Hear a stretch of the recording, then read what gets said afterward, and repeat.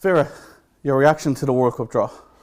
Yeah, it's not a bad draw. It could be better, of course, but it is a draw that we have some perspective in this group. Of course, Sweden is a very strong team. They have qualified for the Olympics, so one of the best three in Europe, because there's only three of Europe going to the Olympics. So that shows it all. But our aim should be getting the runner-up position.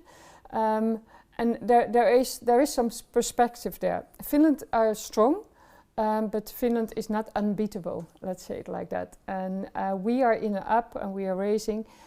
So we will do our best. We have also Slovakia and sorry, because it's just very fresh. Oh yeah, and Georgia.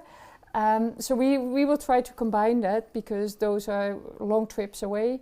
But those are teams that are ranked below us, and we should be able to get our points there.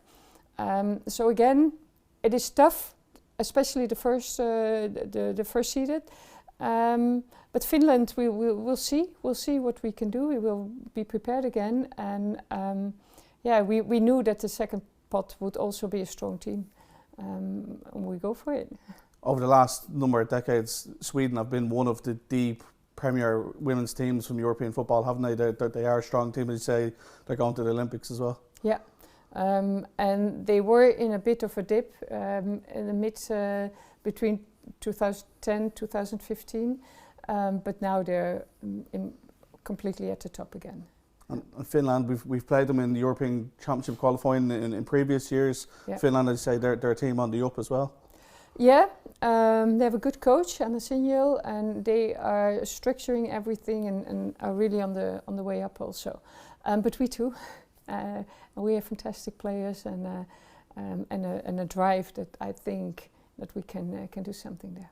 The slight difference with this campaign compared to your first campaign is that you now have the chance of beginning and preparing going into the campaign rather than coming in after it had already started. A bit of an advantage for you. Of course, from the planning to knowing the players to having already a kind of strategy in the team, and it's always better to have continuity in a group. So I think that is the most important thing, that there's now some continuity for this group which lacked before due to circumstances, nobody to blame. But I think that consistency is one of the key aspects for success. The fixtures will come. They'll be scheduled within due course. But we know that the qualifiers start in September, and that'll be the beginning of the campaign. We got some good news yesterday in the country in terms of COVID restrictions being on the way to being lifted. What a boost it would be to have a full house in Tallaght or big crowds in Tallaght again. It's so long since we've had it. Yeah, I don't even dare to dream about it. But how fantastic would that be? Yeah. It's the play in front of the Irish fans. It's so important to you and the players, isn't it? Yeah, yeah.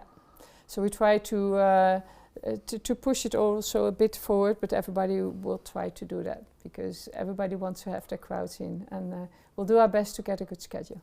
Obviously, 2 games against the 4 teams in the group. We know what we're up against now, and the dream is to qualify for Australia and New Zealand. Yeah, of course, and the winner is going straight.